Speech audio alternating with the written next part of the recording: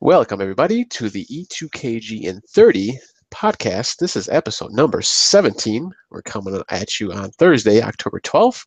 I'm your host, Osiris Prime, and with me tonight, we have two other co-hosts. We have Mr. Agaskles Stamos. What's going on? I'm here to take a break from Metroid's Seamus Returns.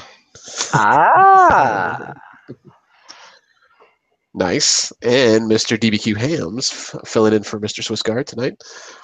I am just glad that somebody pronounced Agaskles correctly, because every time I say it differently. So eventually I'm going to get yelled at. But that will be episode, let's say, 21, something like that. See, you said it just now. Fine. See, it came out naturally. You didn't say Glacius this time, so that's good.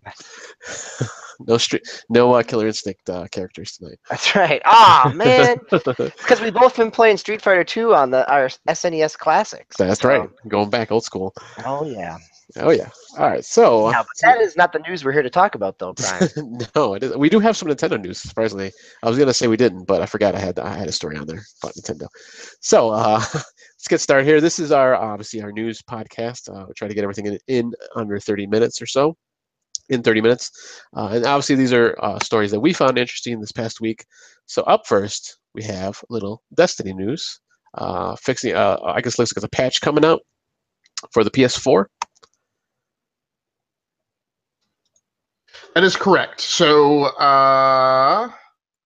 if you're anything like me, I have been completely submerged in Destiny 2 this past month, which is one of the reasons why a lot of our podcasts have not been getting edited. By the way, they are available for your listening and viewing pleasure, but I have not polished them, mainly because I've needed that time to pound through the Destiny 2 single-player campaign.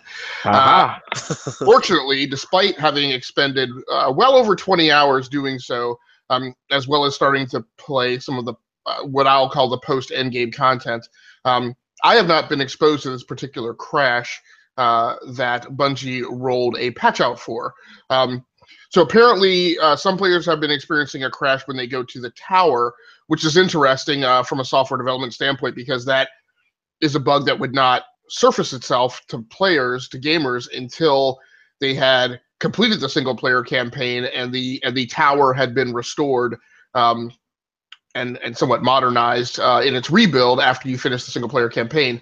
So there's a hotfix 1.0.3.2, which is now available. This story, by the way, is up over at IGN where I found it. Destiny 2 patch aims to fix PS4 crashes. Bungie has released a patch to address the crashing issues PS4 players are experiencing in Destiny 2. Hotfix 1.0.3.2 is now available, which will address crashes experienced when loading into the tower, the developer announced in a post on its official Twitter support account. The same information regarding the patch can be found on Bungie's official website.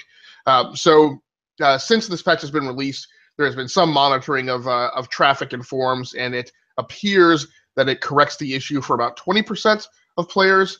There are 11% who are still encountering the crash, and 69% who never had the issue. And that pretty much sums it up. So some people, I can imagine that would be particularly debilitating if you finish the single-player campaign and then live in fear of ever transiting to the tower. Because I think there are a couple things. There are some people that you can only see by traveling to the tower when it comes to cashing in your rewards. So that's right. Yeah. Go ahead, DB. No, I was just going to say, right, you can't do Iron Banner. You couldn't do the other weekend, the clan faction rally and reps. Those are all things that you need to be in the tower to be able to do.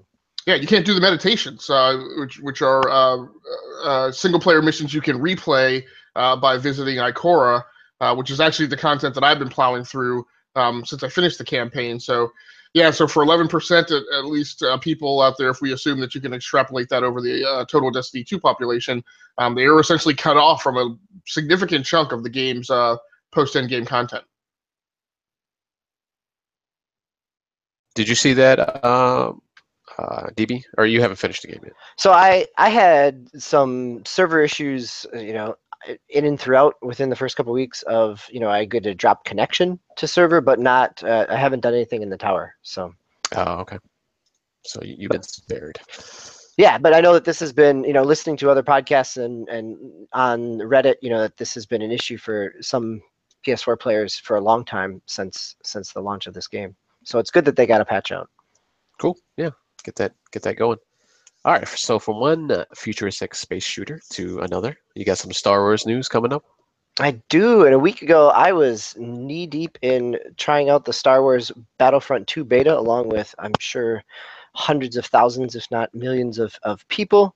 But at the same time, about this time last week, I was realizing that there are problems with the beta. Things in terms of balance with classes, things with the ability to spawn on a partner, or some of the things that were in the original Battlefront that are not, and the reality and aspect of star cards and the loot crates and all the other pieces that have been buzzing around and causing a number of news over the course of the Battlefront 2 beta. So the Battlefront 2 beta started for early access people in terms of pre-orders back last Wednesday, and it got extended until actually today, I believe, is when it got extended to. It was supposed to be done on Monday, and it got an additional extension. But at the end of it all, DICE and EA sent out a website, a link that gives the kind of wrap up of the beta, and a thank you to the players. But they also I think smartly have acknowledged a lot of what the feedback that the forums and Reddit and a number of sites have been talking about in terms of concerns over progress, over the ability of loot crates, that you need to, all your progression in the game is tied to crates and star cards that come out randomly in there, and that there are cards that are 1 tier and 4 tiers, and at a 4-tier card you can have somebody like a hero like Boba Fett, who has a 0 or 100% damage reduction if he's flying, right? Or it has a 40% shield increase for damage sustainability, versus 3% if you're on a tier 1 of that same card. So a lot of the conversations around there, but DICE, I guess to their credit, has come out now and acknowledged that. They don't give any answers yet, but at least they're acknowledging that they're hearing from the community, right? They say the beta was just a small piece of what they've been making, that they say we're listening to the feedback that's coming out. Obviously, they need to say that, but then they start talking about things that are actually tied in there, right? In terms of loot crates and the progression system, to a couple of the different modes, to a number of the different specializations and classes that were under or overpowered. And then they talk a good amount about, we know you have a lot of questions about crates and progression, so we want to clarify a few things. So they do address some of that, and I don't know that it solves the problem, but they kind of leave it hanging in terms of what we showed you in the beta is not everything, and is not necessarily how everything is going to roll out. So it provides a little bit of hope, but I think, as somebody who got smoked by somebody with a 4-star TIE fighter, the concerns that people have over the randomness of loot crates being kind of in-game boosts versus just cosmetic is real. And so how DICE and EA respond to this will be interesting, but at least at this stage, they've started to name it themselves.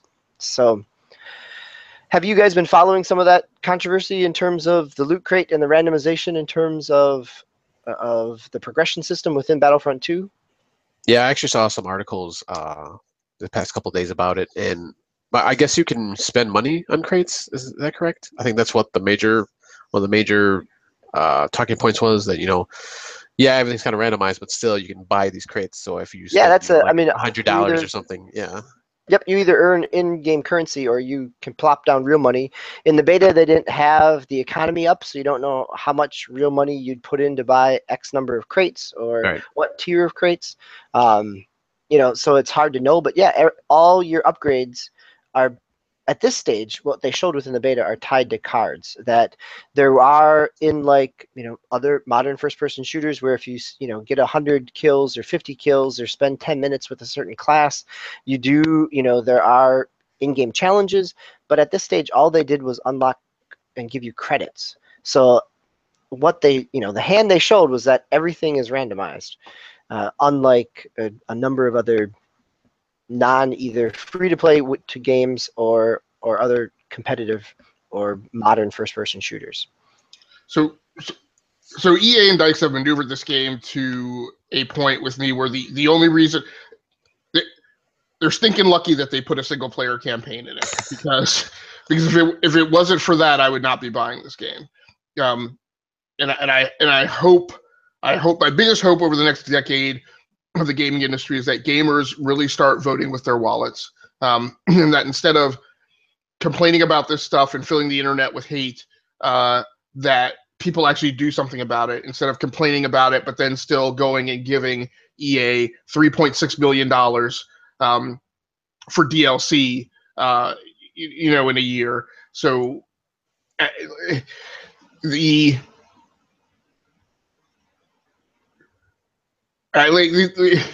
this whole perk system that started with Call of Duty has progressed to be a problem.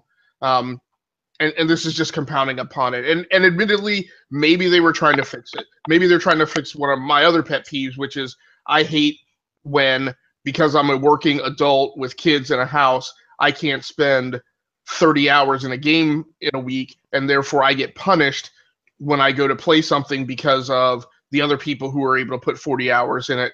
So maybe they were trying to fix that, but this is not a good fix.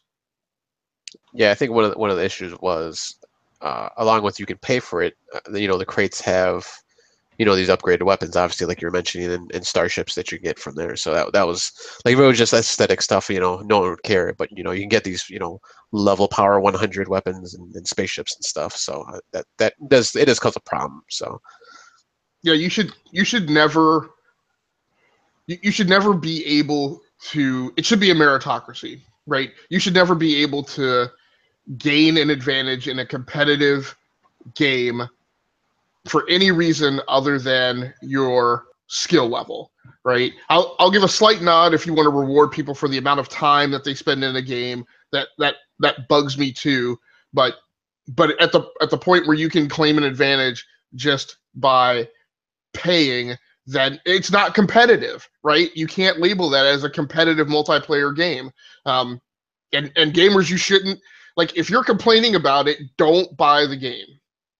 Or as I've heard one other podcast say, buy it, but then don't pay for the DLC. Sorry. Well, there is no DLC. So that's the other piece of it, is that there is no season pass. There is no DLC.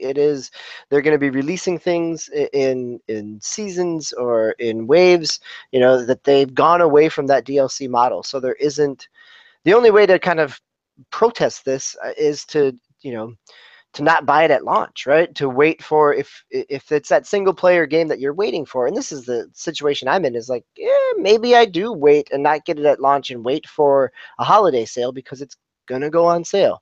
When I say DLC, I mean don't pay for any of the things that they're making available. Okay, so for your in-game purchases, right? Don't buy the microtransactions. Right. So let me turn that question around, though, because you just said games that punish people who don't have the ability to invest hundreds of hours every week because we have jobs and families and lives and other things outside of a certain game, or we play multiple games, right? So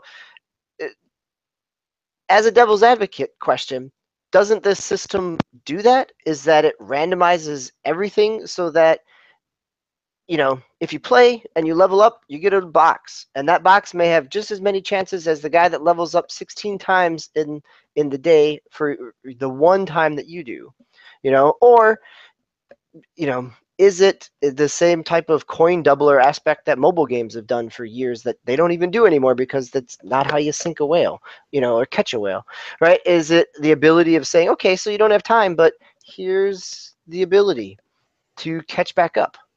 Yeah, go ahead. But my problem is with if it were a randomized meritocracy, if that makes any sense, if that's even a word, that would be one thing. But the thing that undoes the system is the ability to pay for it.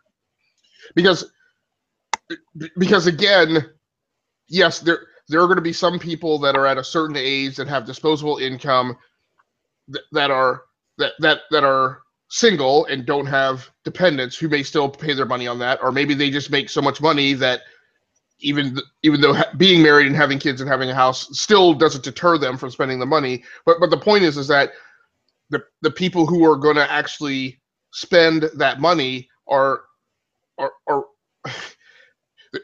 there's a chunk of people who don't have the disposable cash where that's prudent, but because they have the time to invest in the game and capture the ROI from spending that money, so I mean, at the end of the day, basically your demographic of who's going to buy that stuff still skews closer to the people who also have the time to put into the game. But regardless of that assessment, the point is that and again, it's a meritocracy, and it is rewarded equally until you get to the point where you allow people to take the shortcut by paying for it.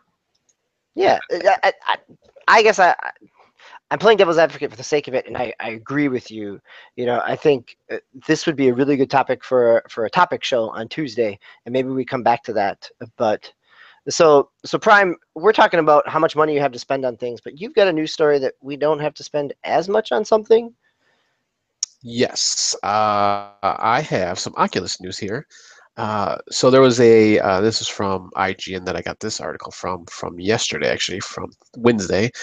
They had a Oculus Connect, I guess, like a conference. I didn't even know about this. I hadn't heard about it. But during their keynote speech, Mark Zuckerberg, CEO of Facebook, had announced a new headset coming out. And this is going to be a budget headset. It's going to be $199, and it's called the Oculus Go.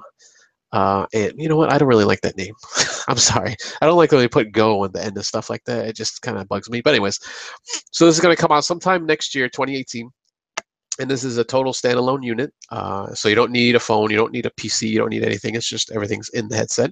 So that was announced. Excuse me. And then also the actual Rift itself. And I believe along with the Move controllers is going to be now $399 going forward, which I believe was on sale.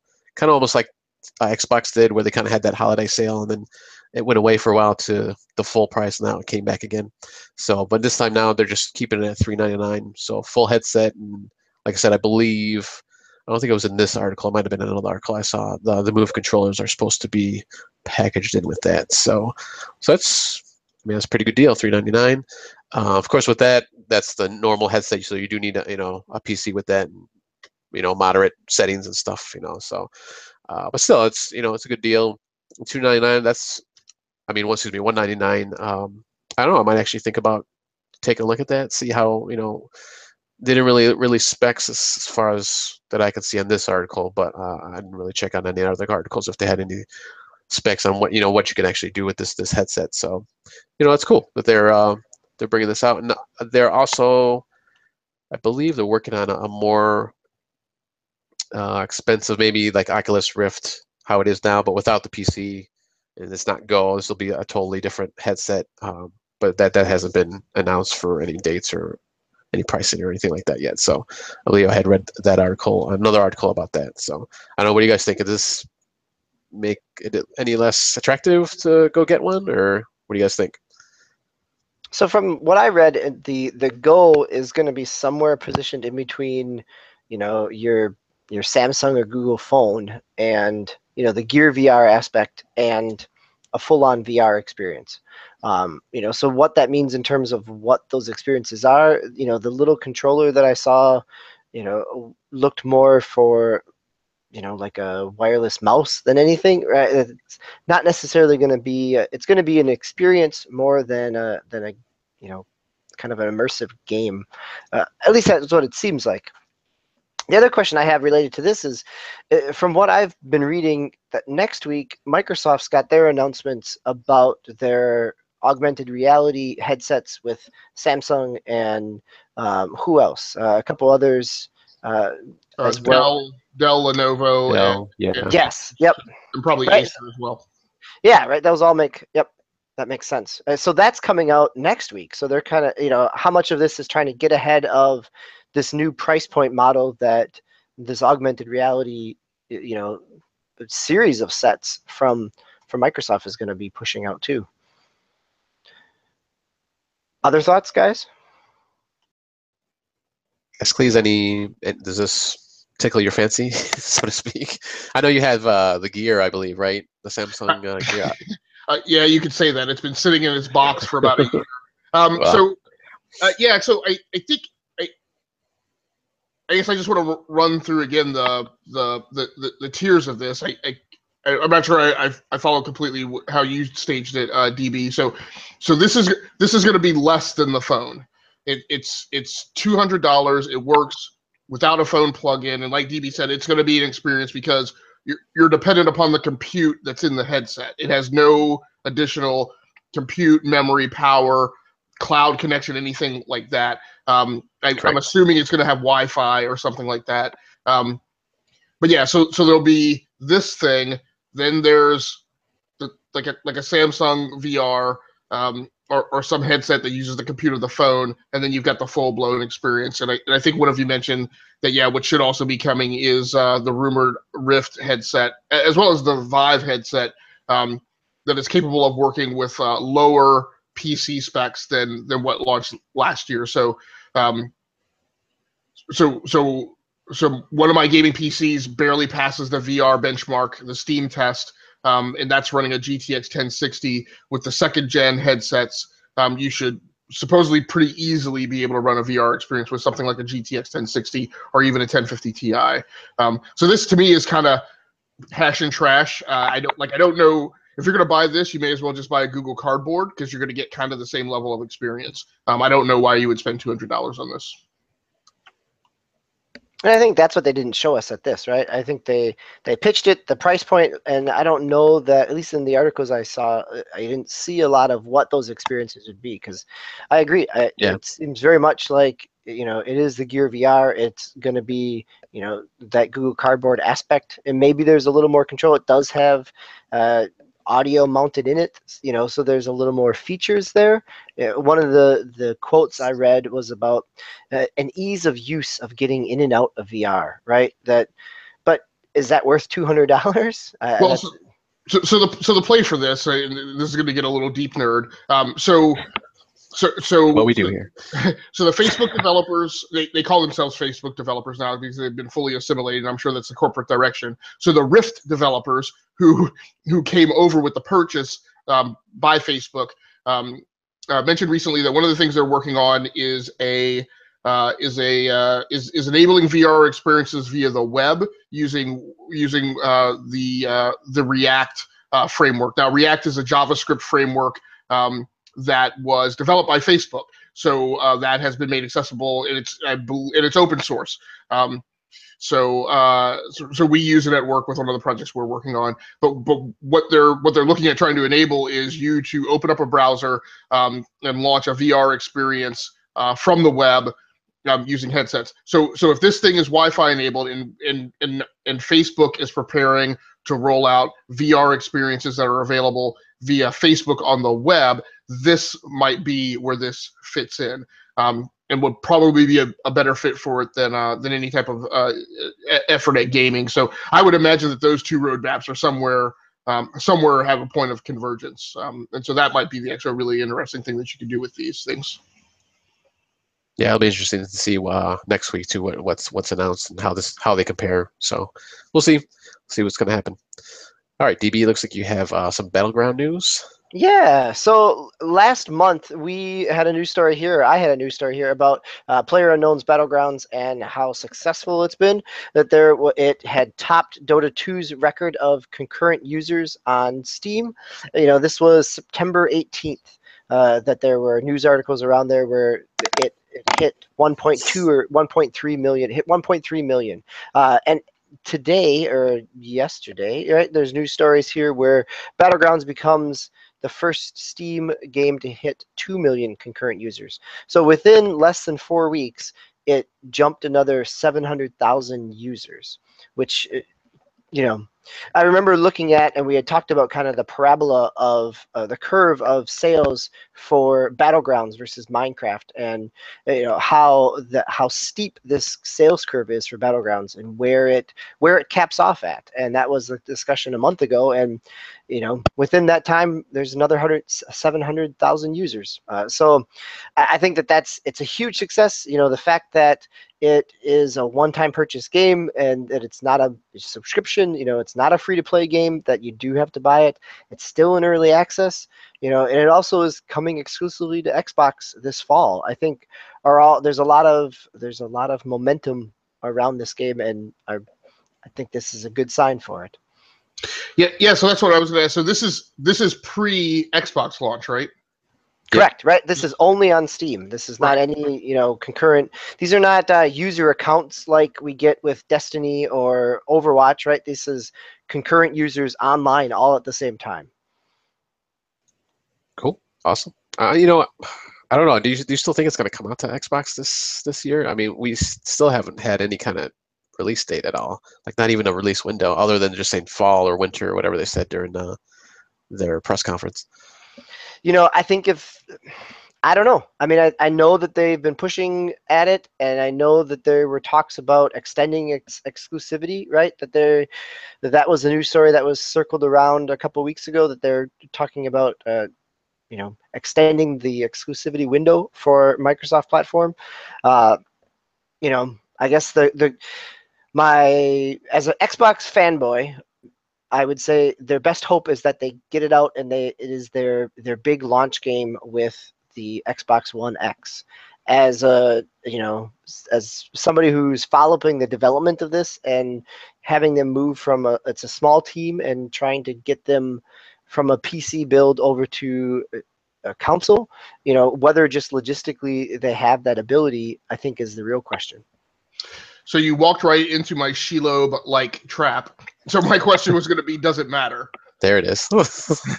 Right. So this is a game of pretty low graphical fidelity on the PC. I'm hypothesizing that it's not going to be some huge threshold jump in the move to Xbox. So without 4K HDR, beautiful graphics, does it matter when what Microsoft is concerned about is the launch of the Xbox One X? No, I don't think so, right? I think if they bundled this with an S and sold it on a holiday bundle, I think it would be very popular, right? That it would not need a whole lot of high-res stuff to run at all. It doesn't push, the 4K resolution. It's not Forza 7, it's not going to shine for you. I think it is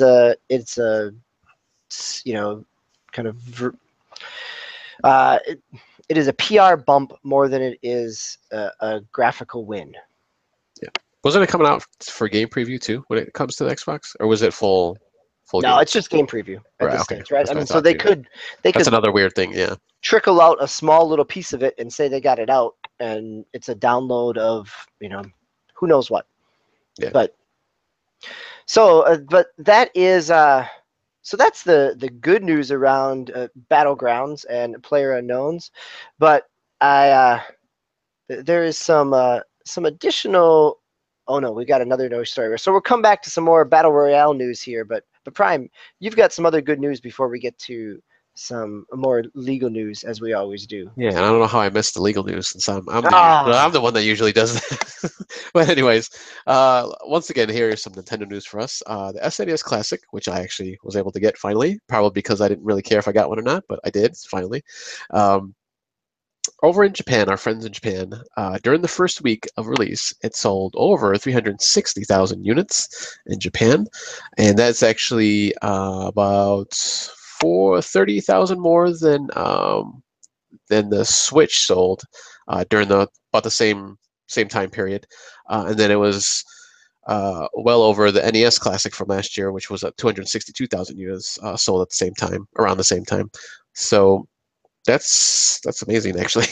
I'm just, I still don't understand, and I'm sorry I have to bring this up again, but I just don't understand how Nintendo didn't, see this coming. I mean, obviously they saw it with the NES, when it first came out, and selling like gangbusters, and they still the inventory was better, and it is better. They are getting more units out there, but and that's over here. I don't know, if there's a shortage over there also, but it's still, still selling like gangbusters. So, I mean, that's good. I mean, they're still selling these things, and I still wonder if this is part of the reason maybe that they're kind of held off on the Virtual Console for the Switch. I don't know. I mean, I'm sure it probably, I wouldn't say deciding factor, but it's probably in their head that, hey, we got this, virtual retro console. So let's hold off a little bit maybe. But in either case, it's selling great, pretty much everywhere. It looks like. Yeah, I mean, I could definitely see how they wouldn't want to cannibalize sales and would worry that people would, not buy things on the virtual console because they're in the race to get a Super NES Classic or vice versa. I think maybe one of the reasons why they might have missed it is maybe there's people at Nintendo who are like I am and don't understand why the hell people want one of these things, but we'll leave that for another discussion on another night. That's Troll! right. Troll! All right, if you want to take us into the last story here about, like I said, some court issues here, some legal issues. Yeah, so welcome to the E2KGn30 legal brief. I am your mini host, Agasically Stamus. So can I just say we're having our, we're going to have our separate financial show. Yeah. I think we should have a separate legal show coming up maybe next year. Absolutely. Yes, I would fully be a proponent of that. It would be nice if we could find a lawyer who would want to be on the show. Or even a legal clerk at this point would help. So this is also part of a little series that I like to call "Don't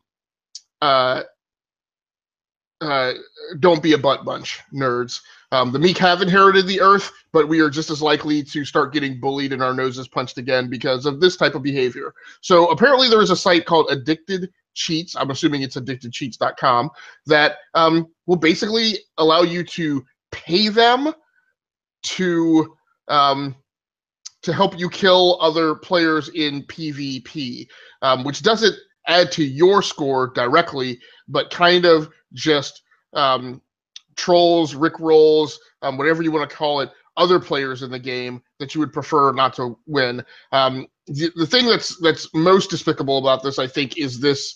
I guess I kind of think of it as in-game swatting, where what they are doing is they are doing this to streamers in order to keep people who are doing live streams on their YouTube channel, Twitch feed, or Mixer from winning in a game while they are on live TV, so to speak. So Epic Games, publishers and provisioners of Fortnite, have apparently caught two of these people and are now have now lodged a lawsuit against them, basically saying that the only way to do this from a technical perspective is to have reverse engineered the game code, because the way they're doing this is they're doing this with bots. So these are basically virtual or synthetic players, if you will, actors in the game who can be, I guess, programmed to specifically seek out specific players to take them down. I think they also refer to this as sniping, some type of sniping. So